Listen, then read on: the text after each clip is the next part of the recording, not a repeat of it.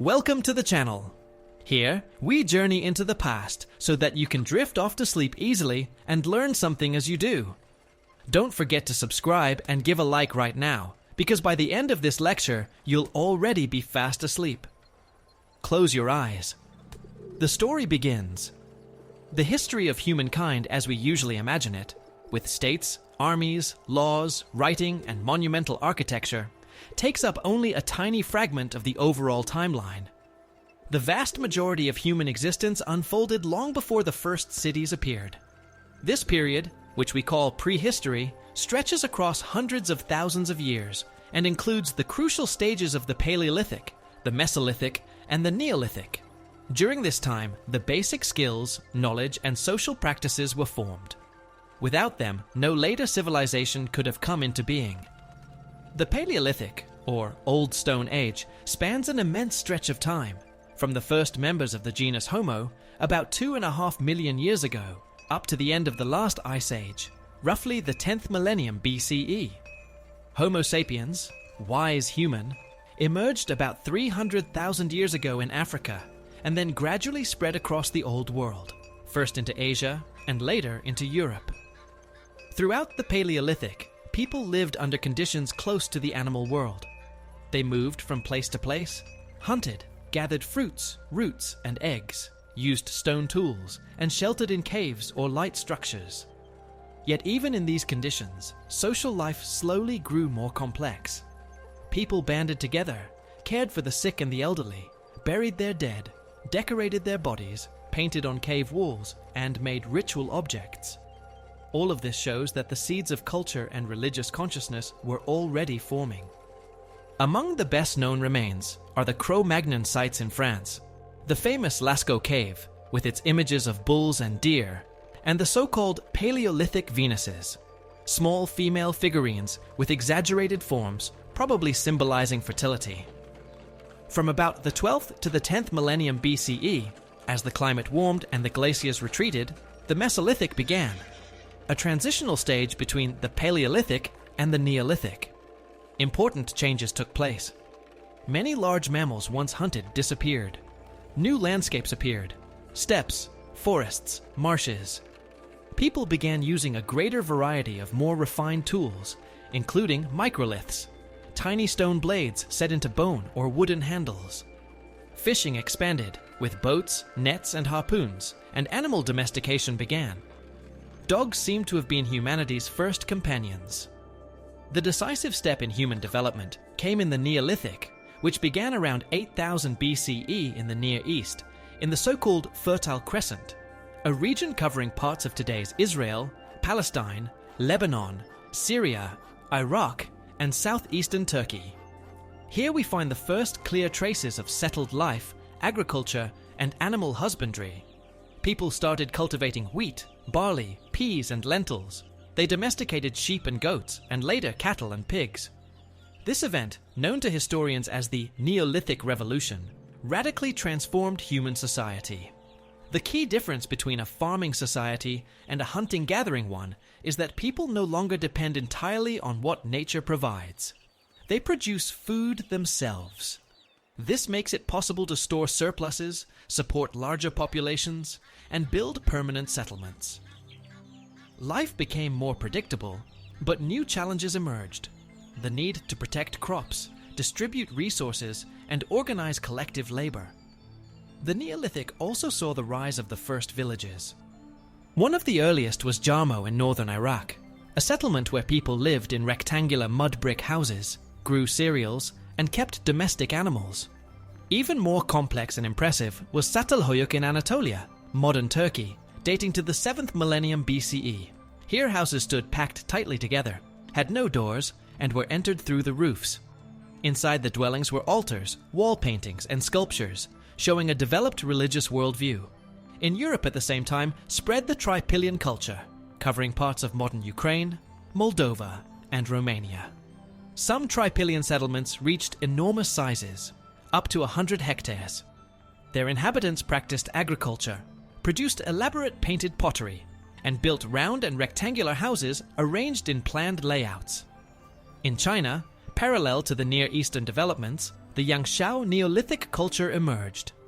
Its people lived in the Yellow River Valley, grew millet, raised pigs, made pottery with geometric patterns, and probably practiced simple irrigation. These societies arose independently and were not derived from Near Eastern influence. They demonstrate that the shift to agriculture happened in different parts of the world at the same time. Thus, in the Neolithic were laid the foundations of the phenomena that would define civilization: food production, settled life, population growth, social differentiation, cult practices, architecture, and division of labor. These were not yet states or empires, but no longer simple tribal groups. This is the soil from which the ancient world would grow. After the Neolithic Revolution and the formation of the first settled farming communities, the next step was the appearance of civilizations. Complex organized societies with political authority, social hierarchy, religious systems, architecture, and above all, writing. The first such civilization arose in southern Mesopotamia, in the valley between the Tigris and Euphrates rivers, in the mid-4th millennium BCE. The Sumerians, a people of unknown origin, were the first on Earth to create city-states. Among the most important were Uruk, Ur, and Lagash. Uruk was probably the first true city in history. In the late 4th millennium BCE, its population is estimated at between 20 and 50,000 people, making it the largest settlement of its time. Here stood temples, warehouses, craft workshops, central squares, and administrative buildings. It was in Uruk, around 300 BCE, that the first writing system in history appeared: cuneiform. The earliest written signs were simple pictograms depicting goods, animals, and their numbers. They were used above all for economic record-keeping, recording deliveries of grain, issuing rations, and maintaining tax accounts. Gradually, the signs became more complex, turning into logograms, and then into a syllabic system. The writing was pressed into clay tablets with a reed stylus, giving the symbols their distinctive wedge-shaped form. The rise of writing was a turning point in history. Information could now be not only transmitted, but preserved for centuries. The political structure of the Sumerian cities was a network of independent city-states. Each had its own ruler, the Lugal, its own temple, and its own patron deity. The cities fought wars with one another, formed alliances, and competed for resources and influence. At the center of social life stood the temple, not just a religious, but also an economic hub. It owned land, livestock, and labor, kept accounts, received offerings, and distributed harvests. Alongside temple power, there was royal power, which grew stronger over time, especially in periods of external threat or political crisis. One of the most fascinating episodes in Sumerian history is linked to the figure of Enheduanna, daughter of Sargon of Akkad. Although she lived when Sumer was already part of the Akkadian Empire, her role is crucial for understanding the cultural and political significance of writing. Enheduanna was appointed High Priestess of the Moon, god Nanna, in the city of Ur, and left behind texts signed with her own name, making her the first known author in history. In her hymns, she not only praised the gods, but also expressed personal feelings, political struggles, exile, and return. This makes her work a unique source of both literary and historical information. After the fall of Akkad, at the end of the 3rd millennium BCE, southern Mesopotamia experienced a brief revival of Sumerian statehood. The most significant stage of this resurgence was the rule of the 3rd dynasty of Ur, around the 21st century BCE. Its best-known king, Ur-Nammu, issued one of the world's earliest law codes. These laws reflected ideas of justice, social hierarchy, and punishments for crimes. Beyond legislation, Ur-Nammu's reign was marked by large-scale construction. Temples were restored, and a monumental ziggurat was erected at Ur, a stepped sanctuary that is still considered an architectural symbol of the Sumerian age. Thus, over roughly 1,000 years, from the mid-4th to the early 2nd millennium BCE, Sumer developed the key elements of civilization: writing, state power, law, architecture, religion, and literature. All this took place not within a single state, but in a complex and often conflict-ridden network of city-states. Here, In the valleys between the Tigris and Euphrates, humanity first learned to govern not only nature, but itself. In the second half of the 3rd millennium BCE, the cities of southern Mesopotamia went through frequent conflicts. Despite their shared cultural base, the Sumerian city-states constantly fought over land, water, and political influence. At this time, a figure appeared who changed the political map of the region: Sargon of Akkad, founder of the first centralized empire in history. Sargon, his name means true king, was not a Sumerian, but came from northern Mesopotamia, from a region known as Akkad. According to legend, he began his rise to power from a low administrative post in a temple. But through intelligence and military skill, he overthrew the ruler of Kish, and soon brought under his control nearly all of southern Mesopotamia, including Uruk, Ur, and Lagash. This happened around 2330 BCE. Creating the Akkadian state was a fundamentally new step. For the first time, all the Sumerian cities were under the authority of a single center, with its capital at Akkad, a city not yet found by archaeologists, but whose existence is confirmed by many sources. Sargon's empire stretched from the Persian Gulf to the upper reaches of the Euphrates, and included not only Sumerian, but also Akkadian, Elamite, Amorite, and Siberian lands. To govern such a diverse territory, Sargon set up a system of governors and garrisons. He actively used religious legitimation, presenting himself as the chosen one of the goddess Ishtar. The Akkadian Empire lasted about 200 years. Its peak came under Sargon's grandson, Naram-Suen. He was the first in history to adopt the title King of the Four Quarters of the World, meaning the entire known world. He established a personal cult and had himself depicted on reliefs wearing the horned crown, an attribute of the gods, which scandalized the priesthood. Despite this, under Naram-Suen, the empire reached its greatest extent, from the Mediterranean in the west to Elam, and the Zagros in the east. Yet it was in his reign that the processes began, which led to the empire's fall. According to Sumerian legends, Naram-Suen angered the gods by destroying the temple of Enlil at Nippur. Heaven turned away from humankind. These myths can be read as a symbolic reflection of real events. Modern archaeological and climate studies show that at this time, in the 20th century BCE, the region was undergoing severe climatic changes. Years of drought, shrinking rivers, and failing harvests brought famine, migrations, and unrest. The economic and military stability of the Akkadian state was undermined. Cities rebelled, and on the northern frontiers, the mountain tribes known as the Gutians grew stronger and delivered the decisive blow. By the middle of the 20th century, BCE, the Akkadian Empire had ceased to exist as a unified state. Its place was taken by more localized centers of power, and in southern Mesopotamia began a brief but brilliant Sumerian revival, the 3rd dynasty of Ur. The Akkadian Empire left a deep mark.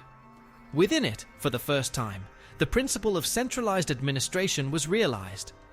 Across vast territories, the idea of universal royal power emerged, and the Akkadian language became the first lingua franca of the ancient Near East. It was used in diplomacy and administration for many centuries afterward. Although the empire itself did not last long, its institutions, its language, and its model of rule exerted a colossal influence on every later state in the region. After the fall of the Akkadian Empire, Mesopotamia did not collapse into permanent decline. On the contrary, despite temporary political disintegration and the destruction brought by climate crisis and the Gutian invasion, by the beginning of the 21st century BCE, the south of the land between the rivers was rising once again. This era is known as the period of the 3rd dynasty of Ur.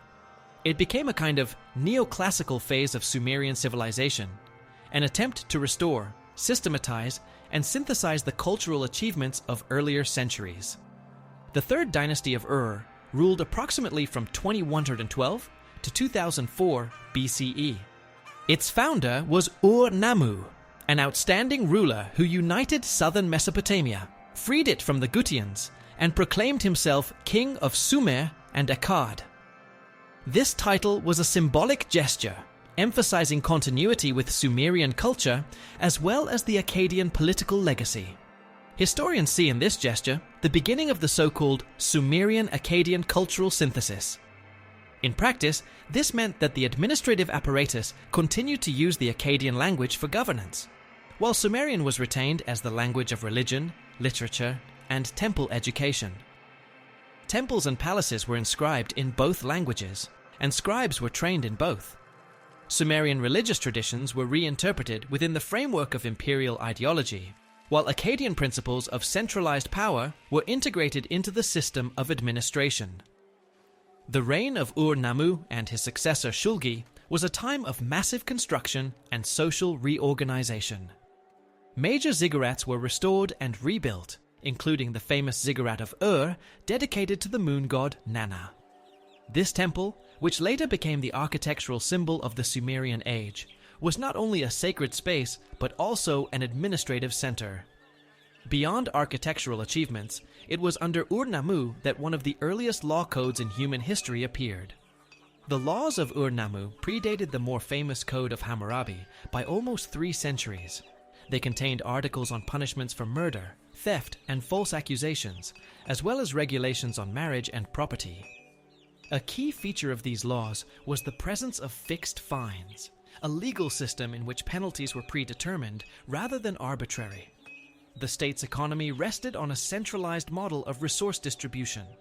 Land formerly belonged to the temples and the king. Farmers received plots to rent and paid taxes in grain or labor. Temple and palace archives kept the most precise records. Clay tablets contain information about ration norms, work assignments, productivity, and deliveries. In major cities, Larsa, Eridu, schools for scribes, libraries, and literary archives began to appear. Shulgi, the son of Ur-Nammu, ruled for about 40 years and left behind a vast collection of texts, hymns, autobiographies, and political manifestos. He continued the policy of centralization and cultural integration, proclaiming himself a divine ruler. Under him, new cults were created, and older mythological texts were reworked, including cycles devoted to Inanna and Dumuzi. Nevertheless, by the end of the dynasty's rule, the state began to weaken. Pressure from nomadic tribes to the west, especially the Amorites, grew stronger. The administrative system, now too cumbersome, began to falter. By the start of the 20th century, BCE, the power of Ur was undermined, and around 2004 BCE, the city fell to external enemies. Yet the significance of the Third Dynasty of Ur is hard to overstate. It was in this period that Sumerian culture was gathered, codified, and transmitted to future generations. The administrative, legal, architectural, and literary models created under Ur-Nammu and Shulgi became the foundation for Babylonian, Assyrian, and Hittite traditions. Sumerian civilization in its classical form came to an end, but its legacy became the bedrock of the entire later Near East. While in the valleys of the Tigris and Euphrates, Sumerian Akkadian civilizations were developing, empires were forming, and the first laws were being written. At roughly the same time, but independently, another civilization was emerging along the great river Nile, equally powerful and long-lived. Mesopotamia and Egypt followed parallel paths. There were trade contacts between them, but cultural development proceeded autonomously, shaped by their own landscapes, climates, and worldviews. When we speak of the history of ancient Egypt, we almost inevitably picture the pyramids of the pharaohs, mysterious writing, and gold. But all of that did not appear at once. Long before the building of the pyramids at Giza, Egypt was a mosaic of independent communities along the banks of the Nile, a river without which Egyptian civilization would have been impossible. The Nile dictated the rhythm of life. Each year it flooded, covering the fields and leaving fertile silt behind as it receded. Mastering this natural cycle, organizing irrigation and agriculture, required collective effort. Gradually, villages merged into nomes, administrative districts, from which 2 centers of power emerged. One lay in the south, in Upper Egypt, centered at Nekhen, known to the Greeks as Hierakonpolis. The other lay in the north, in Lower Egypt, centered at Buto and later at Memphis. The unification of these two realms, Upper and Lower Egypt, was a turning point. According to traditional chronology, it happened around the 31st century BCE. In Egyptian historiography, this moment marks the beginning of the early dynastic period and the start of the reign of the first pharaoh, Narmer, known in later tradition as Menes. His famous palette, found at Hierakonpolis, shows the ruler uniting Egypt. The crowns of Upper and Lower Egypt that he wears became one of the most important symbols of Egyptian monarchy. The political unification of the country was accompanied by the creation of an administrative structure. A centralized state was formed in which power was concentrated in the hands of the pharaoh, the Great House. He was seen not merely as a ruler, but as a living god, the bearer of the divine order of Ma'at. It was this idea of Ma'at, cosmic harmony, truth, and balance, that became central to Egyptian notions of the state, law, and religion. After the unification of Upper and Lower Egypt and the rise of the first pharaohs, Egyptian civilization entered a new stage. If the early dynastic period was the time when the foundations of state structure, symbolism, and sacred kingship were formed, then in the era of the Old Kingdom, Egypt became a truly centralized power, with a powerful administrative apparatus, a developed ideology of royal authority, and monumental architecture unmatched anywhere else in the world. The Old Kingdom spans roughly from the 27th to the 21st century BCE. It includes the rule of the 3rd, 4th, 5th, and 6th dynasties. This was the time when the most famous Egyptian monuments were built, the pyramids, which to this day remain symbols of ancient Egypt. The beginning of the Old Kingdom is linked with Pharaoh Djoser of the 3rd dynasty. His reign marked an architectural breakthrough. In the necropolis at Saqqara, the first step pyramid in history was erected. It was not simply a tomb, but an entire complex combining administrative, religious, and funerary functions. The project was overseen by the legendary architect and priest Imhotep. Djoser's pyramid was not only a new form of architecture, but also the first public expression of the pharaoh's divine power. His tomb rose toward the sky, emphasizing the ruler's connection with the gods. With the 4th dynasty, Egypt entered its architectural golden age. Pharaoh Sneferu, founder of the dynasty, built several pyramids, experimenting with their form and construction. His son Khufu, known in the Greek tradition as Cheops, erected the Great Pyramid at Giza, the largest stone structure in history, built without iron tools or the wheel. After him came Khafra and Menkaure. Under their reigns, the pyramid complex of Giza took its completed form. The Great Sphinx, the giant statue with a lion's body, and the face of a pharaoh, probably created under Khafre, became the symbol guarding the royal necropolis. These immense projects were made possible by the development of a strict, centralized system of administration. The pharaoh's power was considered absolute. He was seen not as an ordinary man, but as the living embodiment of the divine order, Ma'at. The pharaoh was the mediator between gods and humans, and all land, water, harvest, and labor of the population were considered his property. It was in this period that the ideology was formed in which order, abundance, and stability were directly linked to the person of the king. The bureaucratic apparatus also developed. Specialized officials appeared who maintained economic and tax records, oversaw construction, logistics, and resource distribution.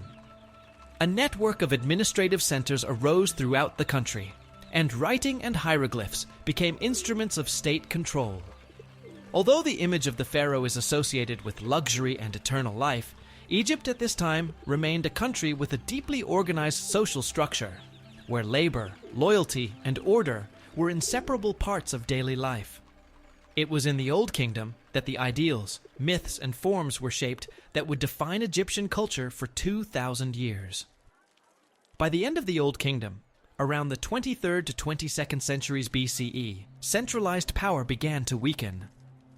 The reasons were complex: internal dynastic conflicts, economic difficulties, probable droughts and crop failures, and the growing power of the local nobility, the nomarchs, who gradually began to act independently of the pharaonic center.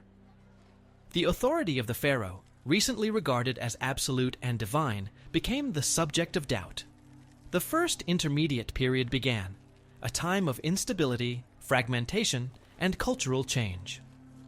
Egypt split into several competing centers, the largest of which were Heracleopolis in Lower Egypt and Thebes in Upper Egypt.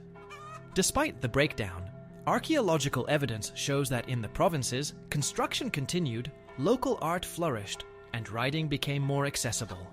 It was a time of regional activity rather than cultural collapse. Around the 21st century, BCE, a new dynasty arose in Thebes, gradually subjugating the other territories.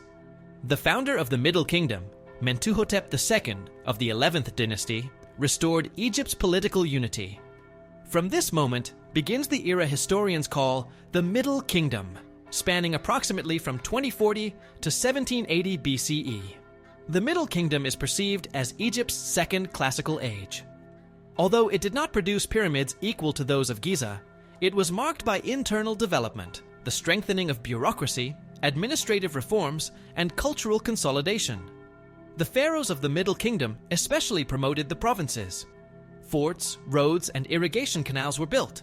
Temples and tombs were created outside Memphis. The center of power shifted to Thebes, which became the religious capital of the country. One of the defining features of the era was the growth of the bureaucratic system. Administration was no longer simply an extension of the pharaoh's will, but had become a stable professional structure. Scribes, officials, administrators, military officers, and temple managers all formed part of the new Egyptian elite. It is their figures that now increasingly appear in sculpture, reliefs, and inscriptions. Another crucial shift of the era was a transformation in religious worldview. At its center now stood the cult of Osiris, the god of death, resurrection, and the afterlife. Where once immortality after death had been reserved only for the pharaoh, the idea of life beyond the grave gradually became democratized. Anyone who had lived in accordance with the principles of Mayhat could hope for salvation. The myth of Osiris, slain and brought back to life, became the central religious narrative of the age. Funerary texts expanded, new books of the afterlife appeared, and attention to the moral dimension of existence deepened. The Middle Kingdom was also an age of literature, philosophy, and reflection. Texts emerged that contemplated suffering, injustice, and destiny. The person of the pharaoh, while still retaining a sacred status, was no longer portrayed as so sharply separated from the rest of society. The kings of this period were often depicted not as gods, but as hard-working and just rulers. Thus, the Middle Kingdom was not simply a political reorganization, but a profound inner rethinking of Egyptian statehood and religion. It prepared the ground for further cultural achievements and showed that civilizations can not only collapse, but also revive, sometimes in a more mature, humane, and sustainable form. While in the Nile Valley, a new political and religious model of the Middle Kingdom was taking shape far to the east, beyond the Iranian plateau, along another great river, the Indus. One of the most enigmatic civilizations of the ancient world was flourishing. It is known as the Indus, or Harappan civilization, named after the first archaeological sites discovered. This culture existed in parallel with ancient Egypt and Mesopotamia, but remains much less understood, largely because its script is undeciphered, and inscriptions are rare. Yet its scale and level of development leave no doubt we are dealing with a true civilization. The Harappan civilization reached its peak between the 26th and 19th centuries BCE, spanning vast territories from what is now eastern Pakistan to northwestern India. Its largest and best-studied centers were the cities of Harappa and Mohenjo-Daro. Both were located in the fertile Indus Valley and represented a unique phenomenon for their time. Carefully planned, engineered, and organized, with regular urban layouts, drainage systems, running water, and paved streets. Mohenjo-Daro, whose name in Sindhi translates as Mound of the Dead, is especially striking in its design. It was divided into two main parts: a citadel on an elevated area, likely the administrative and ritual center, and the lower city where most of the population lived. On the citadel stood a monumental structure known as the Great Bath. a rectangular brick-lined basin with a drainage system and water access. This facility probably had not only practical, but also ritual significance, perhaps connected with purification rites. The layout of Indus cities impresses with its rationality. Streets intersected at right angles. Blocks were clearly organized. Houses were built from baked brick, unlike the sun-dried brick common in Mesopotamia. Every house had access to water and drainage, indicating a high level of sanitary culture. These were not mere settlements, but real cities, managed according to some centralized, though as yet unknown, system. A distinctive feature of the Harappan civilization is that we know almost nothing about its rulers. There are no monumental depictions of kings or gods, no triumphal inscriptions, no glorification of military victories.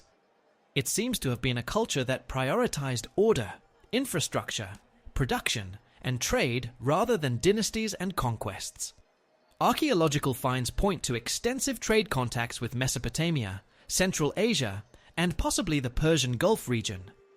Seals with images of animals and symbols have been discovered, likely elements of an accounting system or marks of ownership. These seals remain one of our main sources of information about the Harappan script, which to this day has not been deciphered. Despite its high level of development, the Harappan civilization began to decline around the 10th century BCE. The reasons are not fully clear, but researchers point to possible climate change, shifts in the course of the Indus River, soil degradation, as well as internal issues, such as the weakening of central administration or the loss of external trade. Unlike Mesopotamia and Egypt, the decline of this culture was not catastrophic, but gradual. Cities were slowly abandoned, production wound down, and centralized structures weakened. Yet for centuries afterward, the descendants of this civilization continued to live on the same lands, preserving its heritage. Thus, the Indus civilization, with its organized cities, engineering sophistication, sanitation, and craftsmanship, was one of the peaks of early urbanization in human history. And although its language and religion remain mysteries, the cities of Harappa and Mohenjo-daro stand as powerful reminders that civilization is not only temples and kings, but also water, roads, bricks, and order. A close look at the structure of Indus cities makes it clear we are not dealing with settlements that grew up spontaneously, but with the product of deliberate organization and a stable tradition. Especially striking is that all the major centers, from Harappa to Lothal, follow the same architectural and engineering principles despite being hundreds of kilometers apart. This points to the existence of a shared cultural standard, even if it was never recorded in writing, in a form we can read. Most likely it was transmitted through craft guilds, oral traditions, or even some system of centralized training, a kind of proto-professional school for architects, builders, and hydraulic engineers. What stands out in the urban layout is not only the geometry of the streets, but also the organization of life between the houses. Narrow lanes with drains, intersections with widened spaces where shops or workshops may have been located. Residential houses were often 2 stories high, with staircases, inner courtyards, and wells. All of this creates the impression of a space adapted not just for survival, but for comfort, modest yet solid. We do not see luxurious palaces or monumental temples here. Everything is restrained without ostentation. This suggests that the social structure may have been more horizontal, without a sharply defined royal elite.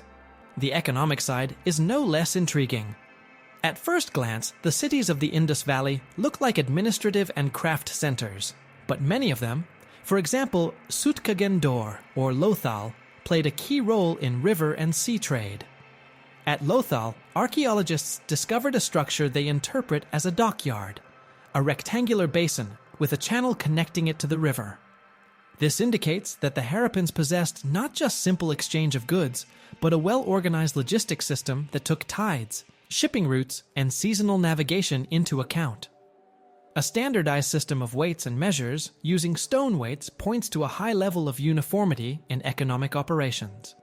And the seals found in trading and storage areas may have been not only marks of ownership, but also a kind of pass to certain zones, the equivalent of contracts, or even an early form of branding, a symbol of the producer. When decline set in, It appeared not as a sudden disaster, but as gradual change in daily life. Pottery styles became simpler, standardized bricks disappeared, and city planning lost its strictness. Writing appears more and more rarely.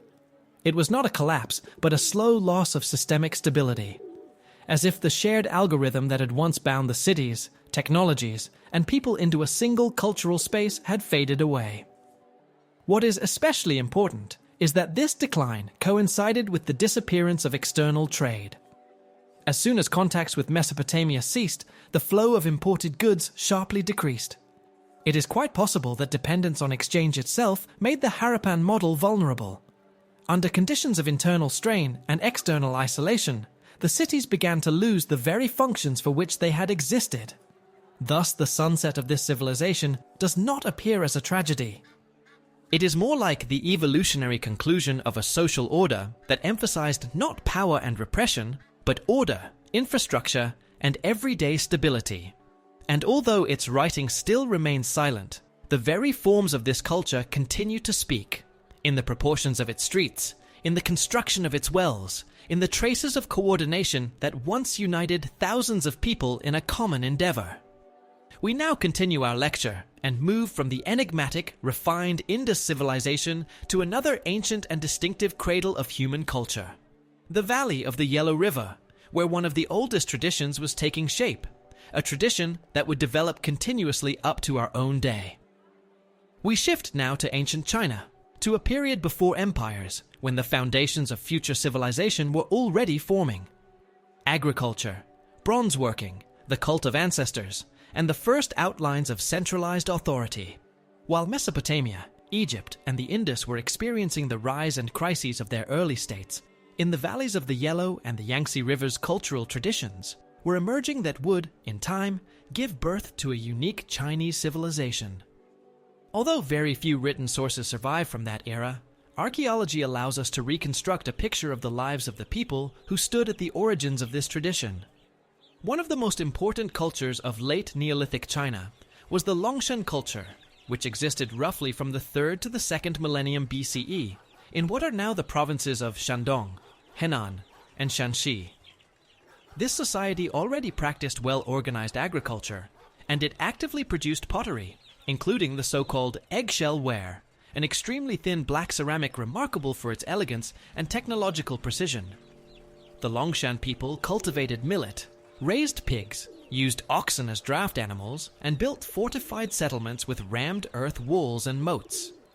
Archaeologists find evidence of social differences, burials with precious objects, bronze and jade, indicating the beginnings of elite strata. The Longshan culture marks a transition to a proto-state form. We see elements of centralization, ancestor cults, ritual pits, and sacrificial offerings. In some settlements, rudimentary writing has been found, pictograms scratched onto bone or pottery. They do not yet form a full system, but already point to attempts at recording information and sacred symbols. According to some researchers, it may be from Longshan that the legendary Xia dynasty, the first dynasty in traditional Chinese historiography, originated. Information about it is preserved in later chronicles such as the Shujing and the Bamboo Annals. The historicity of the Xia remains debated. Archaeological proof is scant, and perhaps it represents an idealized memory of early forms of rule. Yet excavations at Erlitou, dating to the turn of the 3rd and 2nd millennia BCE, give grounds to suppose the existence of an early centralized society capable of building palace complexes, producing bronze vessels, and organizing labor on a large scale. Erlitou is often associated with the Xia dynasty not only by chronology, but also by the nature of its finds. Here we see clear planning, the remains of palaces, bronze artifacts, and jade-rich burials. All this testifies to a complex society with the beginnings of hierarchy, ritual, and perhaps already elements of centralized authority. Thus, even if the Xia dynasty cannot yet be confirmed archaeologically in the full sense, the very idea of an early centralized society in China at the turn of the 2nd millennium BCE is no longer in doubt. This was the time when China emerged from the Neolithic, entered the Bronze Age, and began to shape the foundations of its state and spiritual tradition. the ancestor cult, sacred power, and the striving for an ordered world, values that would remain central to Chinese culture for centuries to come. Now we move to the next crucial stage in the history of ancient China, to the Shang dynasty, which is no longer hypothetical or mythic, but confirmed by extensive archaeological evidence. From this period onward, China stands firmly on historical ground. We have written sources, material remains, architectural traces, and clear signs of a complex state system. After the Longshan and Erlitou cultures, associated with early forms of centralized control, Chinese civilization entered a new phase. Around the 15th century BCE, in what is now Henan province, the first fully confirmed state in Chinese history took shape. The Shang dynasty, also known as the Yin dynasty. This was no longer a proto-state, but a full Bronze Age civilization with developed institutions of power, military organization, hieroglyphic writing, and a rich ritual culture. One of the main technological achievements of the Shang era was bronze casting, which reached astonishing sophistication. From bronze, they made not only ritual vessels, but also weapons, axes, spears, daggers, arrowheads. All this speaks to the important role of war and the centralized mobilization of resources. Bronze production required a complex organization of labor, from mining ore to casting, involving hundreds of specialists. Craftsmen used sectional clay molds, which allowed them to create objects with a high degree of detail, including inscriptions, ornaments, and images of animals and ancestors. Many of these objects served not only a practical, but also a sacred purpose. Yet, the most outstanding legacy of the Shang era was not its bronze artifacts, but the oracle bones, the first written records in the history of China. These were ox shoulder blades and turtle shells on which priests carved questions to ancestors and spirits about the weather, the harvest, war, or the health of the king. After a ritual heating, the cracks were interpreted, and the answers were recorded next to the questions. These inscriptions are an early form of Chinese characters. They provide a unique window into the life, thought, and political structure of the time. What is especially important is that the use of oracle bones reveals the strict centralization and sacred nature of power. Only the royal dynasty had the right to ask questions of the spirits and to record them in writing. This made the priest and the king parts of a single mechanism of rule, where power was both political and religious. The center of such a state was the city of Yin, sometimes called the Institution, hence the dynasty's alternative name. Here stood royal palaces, workshops, storehouses, temples, tombs, and arsenals. The space was precisely organized. Judging by the finds, the administrative system already included delegated authority at the local level, the collection of tribute, and systematic record-keeping. The royal tombs of the Shang dynasty are a subject in themselves. They astonish by their scale, the richness of their grave goods, and the complexity of their rituals. Together with the king, concubines, warriors, horses, and chariots were often buried. This shows how closely power, ancestor worship, and ideas of the afterlife as a continuation of rule were linked. Thus, the Shang dynasty stands as the first historically proven embodiment of the ancient Chinese model of the state. Centralized, sacralized, ritualized, and bureaucratic. Here, metallurgy and magic meet, character and power, offering and writing. And although the Shang vanished by the 10th century BCE, its structures, language, ideology, and rituals became the foundation of all subsequent Chinese history. So we pause at the moment when the first civilizations had already emerged. It is time to move into the Bronze Age, a remarkable period of history lasting roughly from 2000 to 1200 BCE. This was an era when the peoples of the ancient Near East began to interact intensively, establishing close international contacts and forming the first powerful states. It was precisely then that history saw the rise and flourishing of Babylon, the great city situated in the fertile valley between the Tigris and Euphrates rivers, on the lands we know as Mesopotamia. The very name Babylon comes from an ancient Akkadian word meaning gate of the gods. Even this underlines the special spiritual significance of the place. At that time, The city was a vast and vibrant center, surrounded by massive walls. Beyond them stretched gardens, temples, and bustling markets. It was here, around the 15th century BCE, that Hammurabi appeared on the historical stage, an ambitious and far-sighted ruler who forever changed the course of history. During his reign, he transformed a small kingdom into a true empire, uniting under his power the once fragmented city-states of southern and central Mesopotamia. But Hammurabi's most significant achievement was the creation of the first detailed and systematic code of laws in history. This code has reached us carved on a huge black stone stele. Imagine, more than 3,500 years ago, in the middle of the bustling heart of the city, a majestic stone rose up, covered with hundreds of lines of cuneiform script. On it were inscribed the laws and rules that told people how to live and how to preserve order. Anyone could come up, read it, or ask for it to be read aloud, and see for themselves that their rights were protected by the state. It is from these laws that we know the famous rule: an eye for an eye, a tooth for a tooth. But Hammurabi's laws were far more complex and far deeper. They regulated virtually every aspect of social life: trade and agriculture, marriage and divorce, punishments for theft and murder, the responsibilities of builders and physicians, even the care of orphans and widows. And although today these laws may seem harsh, in their own age they were an expression of wisdom and justice, a protection against arbitrariness and a guarantee of order in a rapidly growing society. Under Hammurabi, Babylon became a center of international politics and trade.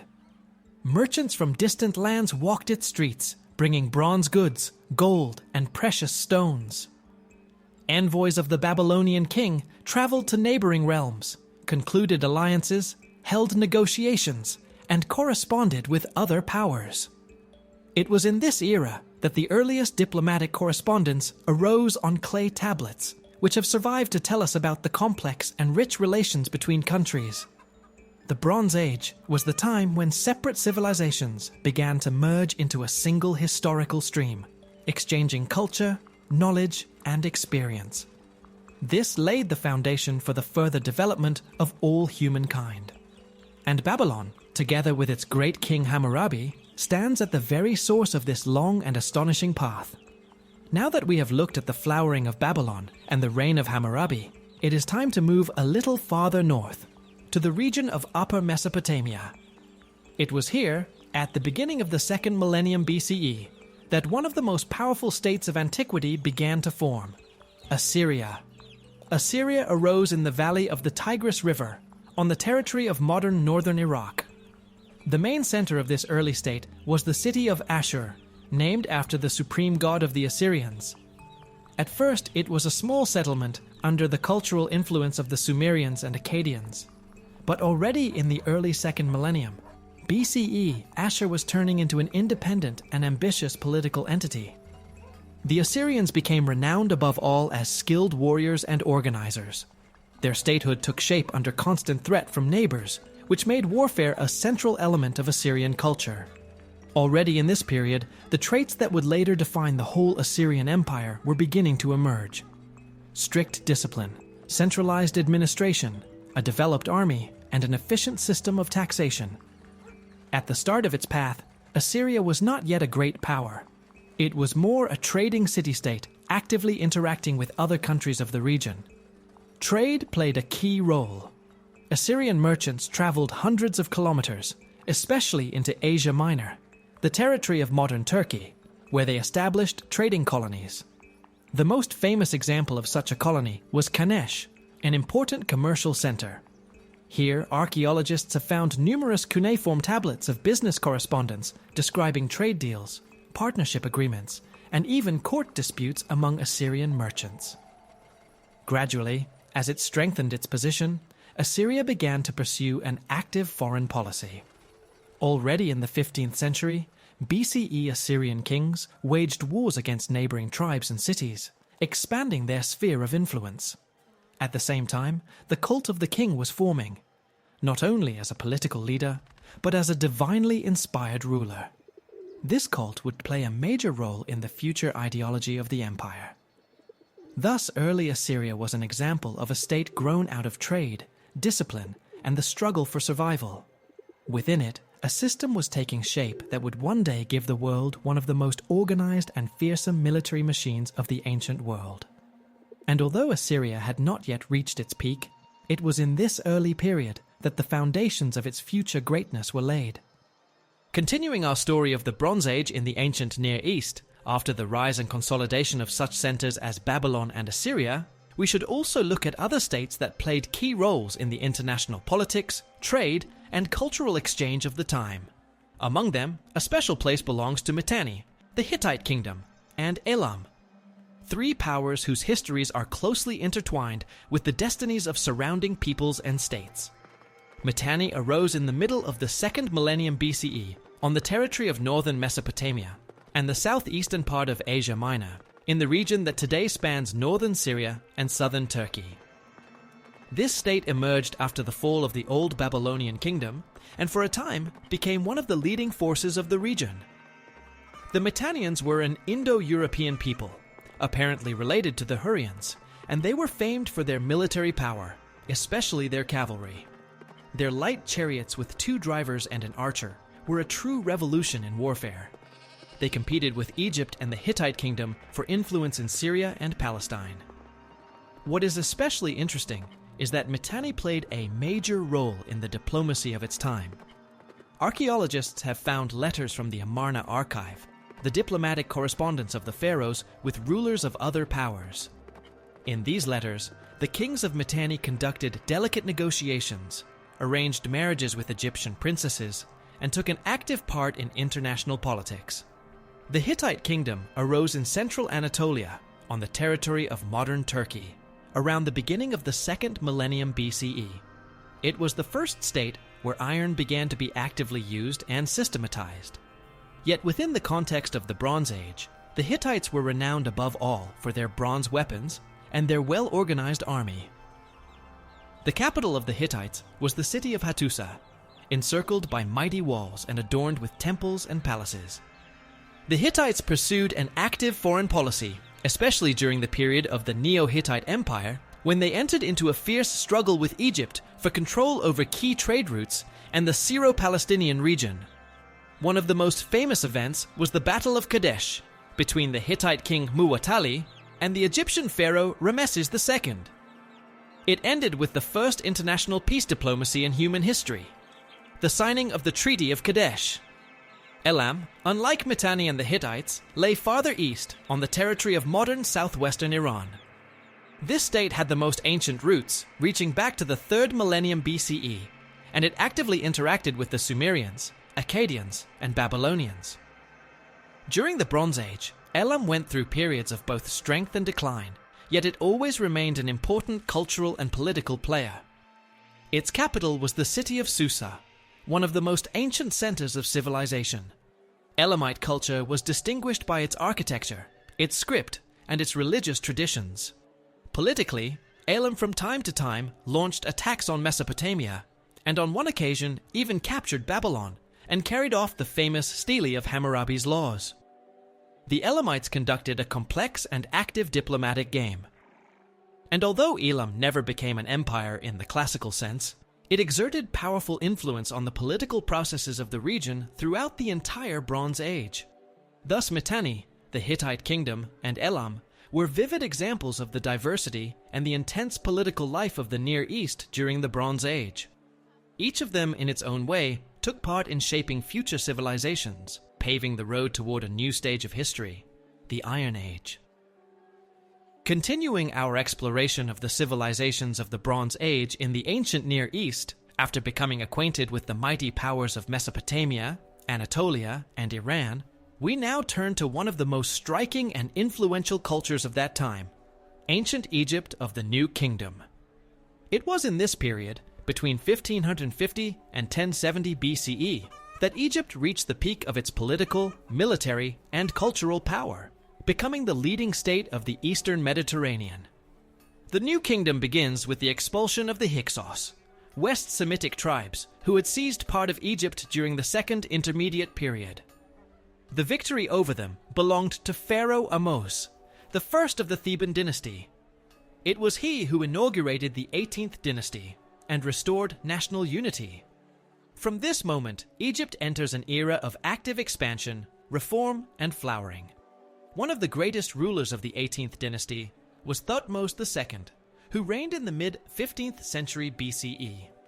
After a long period of regency by his stepmother Hatshepsut, he became sole ruler and carried out no fewer than 17 military campaigns in the Levant. In the famous Battle of Megiddo, he defeated a coalition of Canaanite princes, after which Egypt established control over territories as far as the Euphrates River. During the time of Thutmose II, Egypt reached the maximum territorial extent in its entire history.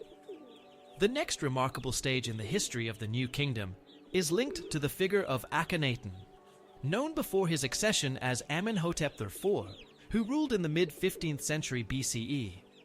He entered history as a reformer and the first pharaoh who attempted to introduce monotheism, the cult of the solar deity Aten. Akhenaten moved the capital to a city he built himself. Akhetaten, modern Amarna, abandoned the cult of Amun and banned traditional forms of worship. A new style appears in the art of this time. Instead of canonically idealized images, artists create realistic scenes of family life, depictions of the pharaoh with his wife Nefertiti and their children, and the symbolism of the solar disk. Yet after Akhenaten's death, his religious reforms were rejected and the traditional beliefs restored. The throne passed to the young pharaoh Tutankhamun, who ruled only briefly, roughly from 1330 to 1321 BCE. He abolished the cult of Aten and returned power to the priesthood of Amun. Tutankhamun himself did not become famous for major reforms, but he achieved worldwide renown thanks to the discovery of his nearly untouched tomb by the archaeologist Howard Carter. In 1922, this find gave the world a wealth of knowledge about the culture, art, and daily life of Egypt's elite at that time. The true embodiment of Egypt's greatness is Ramses II, or Ramses the Great, who reigned for about 66 years, from 1279 to 1213 BCE. He built monumental temples, including the Ramesseum and Abu Simbel, adorned with reliefs and statues of gigantic size. On the international stage, Ramses II confronted the power of the Hittite kingdom, especially in the famous Battle of Kadesh, which we have already mentioned. It took place around 1270 BCE. Although there was no decisive victory, a few years later, Egypt and the Hittites concluded the first written peace treaty in world history. The text of the treaty has come down to us in two versions, in Egyptian and in Akkadian. It confirmed the equality of the two sides and included provisions on mutual assistance and the extradition of fugitives. Yet by the end of the 13th century, BCE Egypt began to experience serious difficulties. At the close of the Ramesside dynasty, the country faced economic decline, unrest among the priesthood and the army, and external threats. One of the most destructive was the wave of invasions by the so-called Sea Peoples, mysterious ethnic groups probably coming from the coasts of the Aegean Sea and Asia Minor. These peoples destroyed many cities of the eastern Mediterranean, brought an end to the Hittite kingdom, and threatened Egypt itself. Under Pharaoh Ramses III, Egypt managed to repel their attacks in battles on land and at sea. But this became the last major military success of the state in the Bronze Age. By the beginning of the 15th century BCE, Egypt's new kingdom had entered a period of decline.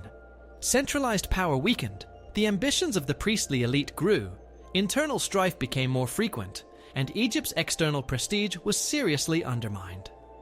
Thus ended one of the most brilliant periods in the history of ancient Egypt, leaving behind a legacy that still fascinates scholars, artists, and travelers to this day. Having concluded our story about the rise and fall of Egypt's new kingdom, we now turn our attention to another key region of the Bronze Age, the Aegean world.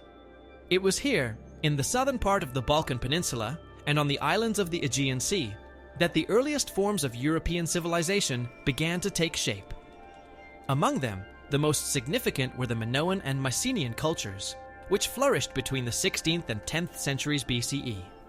These societies created unique models of political and economic organization, developed art, religion, and writing, and served as a vital link between the Near East and Europe. The first fully developed civilization in the Aegean region was the Minoan culture, centered on the island of Crete. The name Minoan comes from the legendary king Minos, though historically it is unknown what the Cretans called themselves. As early as the 3rd millennium BCE, advanced settlements existed on Crete, but its true flowering came at the start of the 2nd millennium. During this period, monumental palace complexes were built at Knossos, Phaistos, Malea, and Zakros. These palaces contained numerous rooms, storerooms, cult halls, throne rooms, and inner courtyards. They were distinguished by complex architecture and vibrant frescoes depicting nature, bulls, dancing women, rituals, and scenes of marine life. The Cretans created a centralized palace-based system of governance. Their economy relied on agriculture, maritime trade, and crafts. Minoan ships crisscrossed the waters of the eastern Mediterranean, forging connections with Egypt, the Levant, Cyprus, and the Anatolian coast. Interestingly, the Minoan culture left almost no traces of large-scale warfare. No fortress walls have been found on Crete, and weapons are rare in archaeological finds, evidence that this was likely a peaceful civilization. Minoan religion was tied to the cult of a great goddess, female priesthoods, and the symbols of the bull and the double axe, the labries. Many researchers believe that the myths later transformed into Greek legends of the labyrinth, the Minotaur, and King Minos originated here. Minoan writing is represented by Linear A, which remains undeciphered to this day. It was used for administrative and ritual records. Around the middle of the 15th century BCE, catastrophe struck Crete. The palaces were destroyed, many settlements burned. According to one version, this was linked to a massive volcanic eruption on the island of Thera, today's Santorini, which triggered tsunamis and climatic upheaval. Although Crete was not completely abandoned, the Minoan culture gradually lost its autonomy, and its palaces were rebuilt under the influence of the Achaean Greeks arriving from the mainland. On mainland Greece, from the mid-15th century BCE, the Mycenaean civilization, or Achaean culture, began to take shape. It takes its name from the city of Mycenae, one of the most powerful centers of the time, alongside Tiryns, Pylos, Athens, and Thebes. Unlike the Minoans, the Mycenaeans were a warlike people. Their palaces were built as fortresses. Massive defensive walls made of gigantic stone blocks, the so-called Cyclopean masonry, encircled citadels, palaces, warehouses, and workshops. The Lion Gate at Mycenae became the symbol of the architectural might of the era. The Mycenaeans adopted the palace system and writing from the Minoans, but adapted it to their own language. Linear B, created around the 15th century BCE, was used for administrative record-keeping. It represents one of the earliest forms of the Greek language, and its decipherment in 1952 by Michael Ventris was a scholarly sensation. Tablets from Pylos, Mycenae, and other centers contain data on the distribution of goods, censuses of people, and the delivery of metals and textiles. Mycenaean society was hierarchical. At its head stood the Wonax, the king, who held both military and administrative power. Under him served warriors, landowners, craftsmen, and priests. Their religion already bore features that later shaped the Greek pantheon. Names of deities such as Zeus, Hera, Poseidon, and Athena appear in the Linear B inscriptions. The 15th century BCE became the age of the Mycenaean world's full flowering. Its influence spread across the Aegean islands, Crete, the coastal regions of Anatolia, and Cyprus. Archaeologists find traces of trade with Egypt and the Levant, as well as evidence of a military presence in some areas. It is to this period that many scholars assign the legendary Trojan War, later immortalized in Homer's epics, the Iliad and the Odyssey. Yet around the 12th century BCE, a sharp decline begins. Almost all the palace centers of Mycenaean Greece are burned or destroyed. Writing disappears, architecture becomes simpler, trade collapses. The so-called Dark Age arrives, a period of nearly 200 years about which we know very little. The reasons for this collapse are still debated. Among the theories are raids by the Sea Peoples, internal conflicts, resource exhaustion, earthquakes, climate shifts, or a systemic breakdown of the entire administrative order. Thus, the Aegean world of the Bronze Age represents a unique and crucial stage in the development of European civilization. The Minoans contributed to shaping the region's cultural traditions, while the Mycenaeans laid the foundations that would later grow into classical Greece. Their architecture, social organization, religion, and writing became the bedrock of future European history. After the fall of the Mycenaean world and the crisis of the Egyptian state, we enter the most enigmatic and dramatic era of the Late Bronze Age. Around 1200 BCE, across the eastern Mediterranean, complex systems of government, palace centers, international trade routes, and long-standing cultural ties collapse almost simultaneously. This rapid breakdown sweeps through regions from the Balkans to the Levant, including mainland Greece, Anatolia, Cyprus, Syria, and much of Egypt. One of the clearest signs of the crisis is the destruction of virtually all palace centers within 1 or 2 generations. In Greece, Mycenae, Pylos, and Tiryns burn. In Anatolia, the capital Hattusa disappears. On Cyprus, Enkomi falls. In the Levant, the prosperous trading hub of Ugarit ceases to exist. Archaeologists record traces of fires, the death of craft production, the abandonment of palace grain storage, and the disappearance of stone and brick public buildings. In many places, large centers are replaced by small, often temporary settlements without monumental architecture. The international trading network that had linked Egypt, the Levant, the Hittite kingdom, Mycenae, and Mesopotamia collapses. Sea routes that had once ensured a steady flow of metals, especially copper and tin, vital for bronze production, come under threat. A sharp reduction in metal supplies is visible in the decreased number of bronze objects in late Bronze Age layers. The volume of eastern amphorae found in western regions dwindles. Economies dependent on imports lose stability, triggering social unrest and famine. Against this backdrop appear the so-called Sea Peoples, disparate groups of migrants, warriors, and perhaps refugees moving from the west and northwest into the coastal regions of the eastern Mediterranean. Egyptian texts from the reigns of the last pharaohs of the 19th and 20th dynasties mention them as organized tribal coalitions engaged in both naval and land invasions. Among them are named the Shekelesh, the Peleset, the Sherdan, the Checker, and others. Some of these groups may have settled in the territories of former states. For example, the Peleset, the future Philistines, on the southern coast of Canaan. One of the most famous clashes was Egypt's defense under Pharaoh Rameses II. Around 1170 BCE, the Egyptian army and navy repelled a massive attack by the Sea Peoples. Reliefs in the temple at Medinet Habu in Thebes depict fierce battles in which the Egyptians prevail, using both chariotry and their fleet. Despite victory, Egypt loses its influence in Asia, and its foreign policy contracts to defending its own borders. The aftermath of this era is devastating. Over the following centuries, writing systems disappear, temple and administrative architecture weakens, and population numbers shrink across most regions. In material culture, we see a return to handmade pottery, simplified tools, and more primitive agriculture. In some areas, such as mainland Greece, stone construction ceases altogether, and palaces are replaced by wooden buildings that leave almost no trace in the archaeological record. This marks the beginning of what has come to be called the Dark Ages. Yet this period was not a total disappearance of culture. Within small, decentralized communities, crafts continued, folk forms of religion survived, and elements of future ethnic traditions began to develop. During this same time, there is a gradual shift from bronze to iron, not as a straightforward technological advance, but more as a response to the shortage of traditional raw materials. Iron becomes a readily available alternative and begins to replace bronze goods. By the 6th century BCE, signs of revival appear in different parts of the eastern Mediterranean. In Greece, the first proto-urban settlements emerge, such as Lefkandi and Smyrna.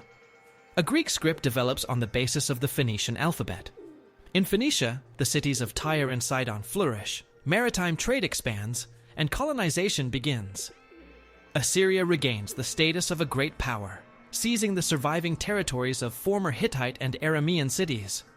On the biblical lands, Israel and Judah take shape. All of this points to a transition from the post-Bronze Age collapse to a new historical cycle, the beginning of the Iron Age and the formation of a new civilizational landscape.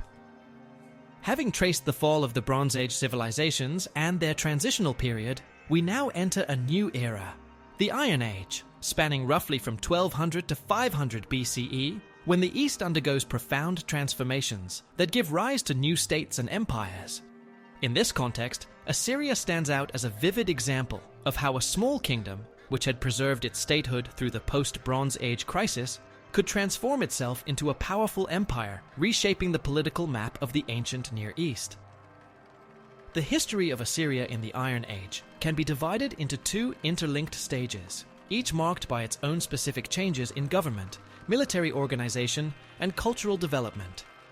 The Middle Assyrian period begins at the end of the 14th century BCE and continues until the early 10th century. During this time, despite external and internal difficulties, Assyria manages to restore its autonomy and embark on expansion. The ancient city of Ashur remains the state's center, gradually turning into the nucleus around which its administrative system develops. Already under Ashur-uballit I, who ruled in the second half of the 14th century BCE, Assyria begins extending its borders through conquests in Upper Mesopotamia and by strengthening ties with neighboring peoples. Archaeological evidence reveals the construction of stone fortresses, large-scale temples and palaces, as well as the use of early forms of written record-keeping, clear signs of a nascent centralized state. Subsequent rulers, such as Adad-nirari Fies, Shalmaneser Reis, and Tukulti-Ninurta-Ramses, continue policies of expansion and centralization. Under Tukulti-Ninurta-Ramses, who ruled in the 10th century BCE, Assyria not only temporarily captures Babylon, but also introduces a system of direct administration over the conquered territories. This became a crucial stage in the development of Assyrian bureaucracy. Provinces were created, governors were appointed, regular tax collection, and military garrisons were organized, and a system of forced resettlement was established to suppress rebellions. These measures allowed Assyria to consolidate its conquests and lay the foundation for a future empire. The transition to the Neo-Assyrian Empire takes place at the start of the 9th century BCE. The first major ruler of this new phase is Ashur-dan II, who reigned from 911 BCE. His policies, based on active expansion and reform of the state structure, created the conditions for Assyria's transformation into an empire. His successors, among them Adad-nirari II, Tiglath-Pileser II, Sargon V, Sennacherib, Esarhaddon, and finally Ashurbanipal, steadily expanded the state's territory. During the reign of Tiglath-Pileser II, Teru, Assyria introduced sweeping administrative reforms. The system of vassal kingdoms was replaced by direct provincial rule. A regular tax system was established, and standardized procedures for supplying the army were introduced. At the same time, conquered populations were systematically deported, strengthening imperial control and fostering cultural assimilation. The Neo-Assyrian Empire reached its peak in the second half of the 9th and the beginning of the 7th century BCE. The Assyrians conquered vast territories stretching from the Zagros Mountains to the Persian Gulf, and from the Caucasus to the eastern Mediterranean. Strategically important centers included not only the traditional capital Ashur, but also the new capital, Nineveh, which was massively rebuilt and transformed into one of the largest cities of the ancient world. Under King Sennacherib, and later Esarhaddon, Nineveh became the political, cultural, and economic heart of the empire, as evidenced by numerous reliefs, inscriptions, and other masterpieces of Assyrian art. Particularly significant is the reign of Ashurbanipal in the 7th century BCE, when the empire reaches its highest cultural and administrative stage.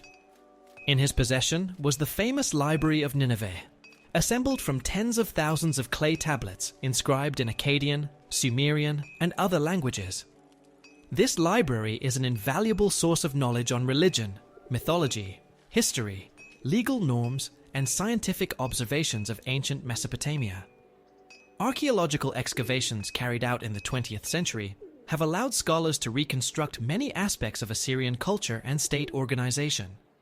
The military power achieved during this period was characterized by strict discipline, innovative siege engines, the use of chariots, a well-organized infantry, and later, cavalry.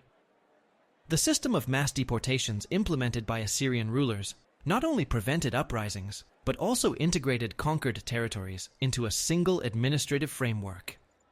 This policy contributed to the empire's long-term stability, despite frequent clashes with rebellious elements and external enemies. Yet by the end of the 7th century, BCE, the Assyrian Empire began to experience severe strain. Internal discord, protracted wars, and constant military campaigns drained the state's resources. External powers, notably the Medes and the Neo-Babylonians, united to inflict a crushing defeat. In 612 BCE, Nineveh was captured and destroyed, and in 609 BCE, the last Assyrian stronghold fell. These events ended one of the first examples of a powerful centralized empire, leaving behind a rich legacy in state administration, military tactics, architecture, and culture. Assyria's legacy continued to influence later civilizations. Assyrian administrative models, military technologies, and artistic traditions found echoes in the Babylonian, Achaemenid, and Roman empires. The Assyrians were the first to demonstrate how systematic power, the integration of diverse peoples through mass relocations, and effective management of conquered lands could form the basis of an empire capable of ruling a multi-ethnic realm for centuries. After the fall of the Assyrian Empire, a new geopolitical order took shape in the Near East. Central Mesopotamia, once one of Assyria's provinces, became the center of struggle among various claimants to the inheritance of the collapsed state. It is in this context that the Neo-Babylonian kingdom emerges, also known as the Chaldean state, which existed from 626 to 539 BCE. Its founder was Nabopolassar, a leader of Chaldean origin, one of those who led the rebellion against Assyria in southern Mesopotamia. His revolt began around 626 BCE and quickly won the support of the Medes, especially their king Cyaxares. As a result of joint military campaigns, the Assyrian capital Nineveh was taken and destroyed in 612 BCE. The last center of resistance, the city of Harran, fell in 609 BCE. Thus ended the story of the Assyrian Empire, and on its ruins arose the Neo-Babylonian kingdom. The reign of Nabopolassar's son, Nebuchadnezzar II, marked the high point of this new state. He ascended the throne in 605 BCE after successfully commanding the army in the decisive Battle of Carchemish, where the Babylonians crushed the Egyptians and the remnants of the Assyrian forces. This victory secured the Neo-Babylonian kingdom's control over all of Syria and Palestine, driving Egypt out of the Near Eastern arena. Nebuchadnezzar II ruled for almost 43 years, during which he conducted a series of large-scale military campaigns. In 597 BCE, he besieged and captured Jerusalem, where King Jehoiakim was taken prisoner and deported to Babylon, along with part of the population. After a new revolt in Judah in 586 BCE, he completely destroyed Jerusalem and the First Temple, and tens of thousands of Jews were deported. This period entered Jewish history as the Babylonian captivity, which had a profound influence on religious and cultural identity. Beyond his military successes, Nebuchadnezzar was renowned as a builder and patron of learning. His reign was marked by grandiose construction projects in Babylon. The city was encircled by double defensive walls, reinforced with towers and gates. One of the most famous structures was the so-called Ishtar Gate, faced with deep blue glazed bricks adorned with reliefs of lions, bulls, and dragons. The city was embellished with canals, bridges, temples, and vast palace complexes. According to ancient sources, it was under Nebuchadnezzar that the legendary Hanging Gardens of Semiramis were created, although historians still debate their true location and even their existence. The scientific and religious life of the Neo-Babylonian kingdom also reached a high level. The Sumerian Akkadian tradition continued in the temples, where priests observed the heavens, recording the movements of planets and eclipses. These observations became the basis for astronomical tables and calendars, later used in Hellenistic and Islamic science. Mathematics also flourished, especially in geometry and calculations related to surveying. In the legal sphere, norms going back to Hammurabi's code were still applied, though adapted to new political conditions. After Nebuchadnezzar II's death in 562 BCE, the state began a gradual decline. His successors lacked the charisma and political skill of the great king. Palace coups erupted, rulers changed with alarming speed, weakening centralized power. A special role in the kingdom's final decades was played by Nabonidus, the last king of Babylon, who ruled from 556 BCE. He was a fascinating and contradictory figure, striving to revive the cult of the moon, god Sin, perhaps at the expense of the traditional worship of Marduk, which provoked the displeasure of the powerful priesthood. At the same time, in the east, a new state, Persia, was rapidly gaining strength under King Cyrus II, later called the Great. In 539 BCE, his army approached Babylon. According to the chronicles, the city surrendered without a fight or with only minimal resistance. Cyrus showed both religious and political flexibility. He acknowledged the cult of Marduk, left the temples untouched, and even allowed deported peoples, including the Jews, to return to their homeland. This policy is recorded on the famous Cyrus Cylinder, one of the earliest known documents of religious and ethnic tolerance. Thus ended the history of the Neo-Babylonian kingdom, one of the last great Mesopotamian states.